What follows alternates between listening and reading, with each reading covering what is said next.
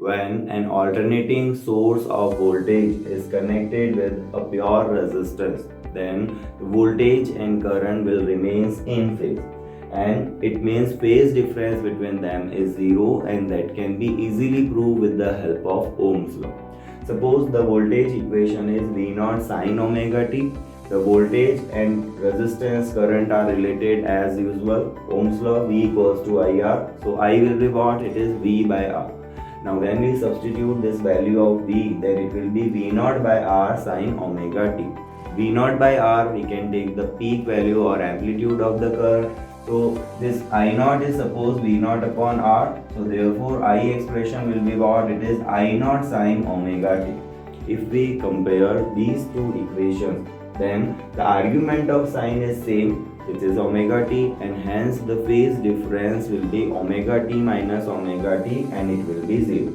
So we can say this voltage and currents are in phase or at the same phase angle. This voltage and current vectors are shown in this phasor diagram.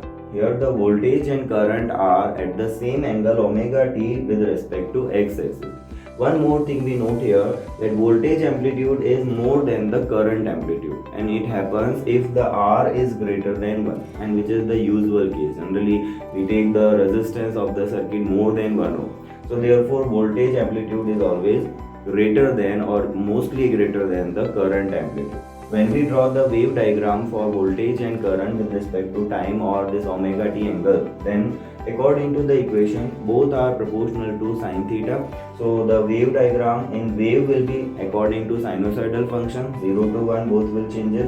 And here also we note for the zero phase difference, it means the current and voltage both will take the zero value, maximum peak value, minimum peak value simultaneously. Okay, so here these points are showing that the values are taken simultaneously, maximum, minimum and 0, and the voltage amplitude is more than the current amplitude as we drawn in this phasor diagram.